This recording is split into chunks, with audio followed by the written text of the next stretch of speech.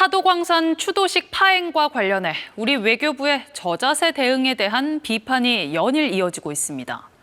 외교부가 뒤늦게 일본에 유감을 표했다고 밝혔지만 형식과 내용 면에서 여전히 소극적이란 지적입니다. 유호윤 기자의 보도입니다. 외교부는 외교부 당국자가 어제 주한 일본 대사관을 접촉해 추도식 관련 협의 과정에서 일본이 보여준 태도에 대해 유감을 표명했다고 밝혔습니다. 일본의 책임 떠넘기기에도 공식 대응을 자제하던 정부가 일본 측에 유감을 표명했음을 하루 늦게 공개한 겁니다. 이와 관련해 강인선 외교부 2차관은 사도광산 추도식 파행은 일본의 계획이 양국 합의 수준에 부합하지 않았기 때문이라며 정부가 불참을 결정한 것은 일본에 강하게 항의한 것이고 그 자체로 강한 유감 표명이라고 강조했습니다. 일본은 유네스코 등재 당시 약속했던 추도식에 극우 인사를 보내고 추도사에서 강제동원 언급을 하지 않는 등 줄곧 합의 정신에 반하는 행태를 보여왔습니다. 이에 대한 소극적 대응에 저자세, 굴욕 외교라는 비판이 잇따른 가운데 정부는 과거사 문제에 타협은 없다고 재차 강조했습니다. 일측 추도식에 불참하고 우리 자체 추도 행사를 개최한 것은 과거사에 대해 일측과 타협하지 않겠다는 우리 정부의 확고한 의지의 표현입니다. 하지만 유감이라고 하면서도 관방장관이 직접 나서 한국의 신중한 대응을 요구했던 일본과 달리 대변인 등 고위 당국자 명의의 공식 유감 표명은 없었습니다.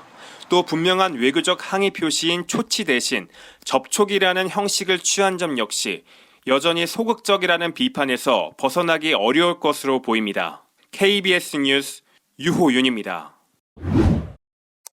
우리 정부는 추도식 문제를 개별 사안으로 다루고 한일 관계 발전은 이어나가겠다는 입장입니다.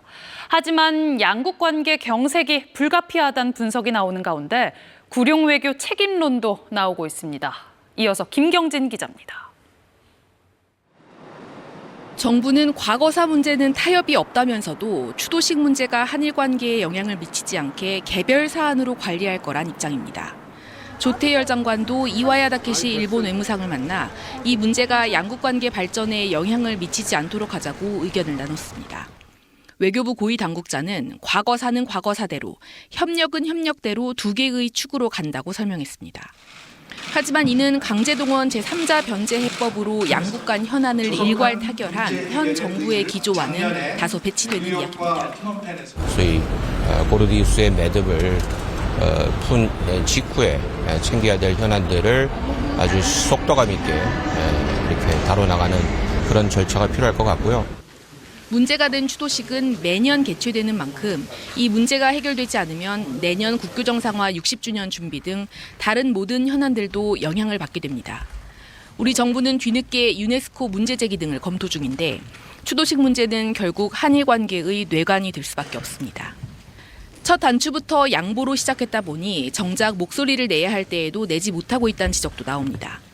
일본은 이쿠이나 정무관의 야스쿠니 신사 참배가 오보였다는 2년 만의 교도통신 정정 보도를 근거로 문제가 없다고 강조하는데 정부의 판단은 달랐습니다. 한국이 추도식에 불참한 건 강제란 표현이 빠진 채 사실상 유네스코 등재를 축하하는 형식이었기 때문인데 정작 정부는 일본처럼 구체적이고 적극적으로 언론에 설명하지 않아 일본에 빌미를 줬습니다. 굴욕 외교 비판에 대한 책임론도 불거지는 가운데 G7 출장을 마친 조태열 외교부 장관은 내일 입국해 입장을 밝힐 예정입니다.